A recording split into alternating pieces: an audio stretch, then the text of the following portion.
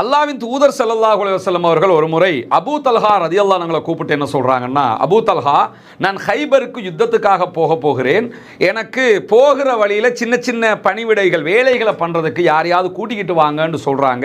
சொல்லும்போது Abu Talha ரலியல்லாஹு அன்ஹு உடனே போய் ஒருத்தரை கூட்டிக்கிட்டு வர்றாங்க. அவர் யாருன்னு சொன்னால் அனஸ் இப்னு மாலிக் ரலியல்லாஹு அன்ஹு அவர்கள். நான் 10 ஆண்டுகள் ரசூலுல்லாஹ்விடத்தில் பணிவிடை செய்திருக்கிறேன், ஒரு நாளும் என்னை பார்த்து சீ என்று கூட சொன்னதில்லை, இப்படி செய்திருக்கலாமே ஏன் இப்படி செய்தாய் என்று கூட கேட்டதில்லை, கடிந்து கொண்டதில்லை என்ற பிரபலமான நபிமொழியை அறிவித்தவர்கள் அனஸ் இப்னு மாலிக் ரலியல்லாஹு அன்ஹு. அந்த அனஸ் இப்னு மாலிக் ரலியல்லாஹு அன்ஹுங்களை அபூ தல்ஹா ரலியல்லாஹு அன்ஹு கூப்பிட்டுக்கிட்டு வர்றாங்க.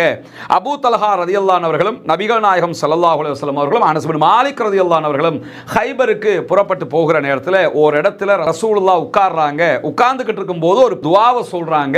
அந்த துஆ ரொம்ப முக்கியமானது. அல்லாஹும்ம இன்னி அஊது பிக மினல் ஹம்மி வல் ஹஸனி வல் அஜ்ஸி வல் கஸலி வல் புக்லி வல் ஜுப்னி வலலஇத் தைனி வகலபத்திர் ரிஜால். இறைவா, எதிர்காலத்தை பற்றிய கவலையில் இருந்தும் நடந்து முடிந்துவிட்ட செயல்பாடுகளை பற்றிய கவலையில் இருந்தும் இயலாமையில் இருந்தும் சோம்பல்தனத்தில் இருந்தும் கஞ்சத்தனத்தில் இருந்தும் கோழைத்தனத்தில் இருந்தும் கடன் சுமையில் இருந்தும் மற்ற மனிதர்களுடைய அடக்குமுறைகளில் இருந்தும் நான் உன்னிடம் பாதுகாப்பு தேடுகிறேன். அல்லாஹ்வுடைய தூதர் ஸல்லல்லாஹு அலைஹி வஸல்லம் அவர்கள் ஹைபர் யுத்தத்துக்கு போறாங்க. எதிர்காலத்தை பற்றிய கவலை, நடந்து முடிந்ததை பற்றிய கவலை அனைத்தையும் பற்றித்தான் இந்த பிரார்த்தனையை ஓதுகிறார்கள். எனவே எதிர்காலம் எப்படி இருக்குமோ, நடந்து முடிந்ததில் இப்படி நடந்துருச்சே என்கிற 2 கவலைகள் யாருக்கெல்லாம் இருக்கிறதோ இந்த துஆவை மனனமிட்டுக் கொள்ளுங்கள்.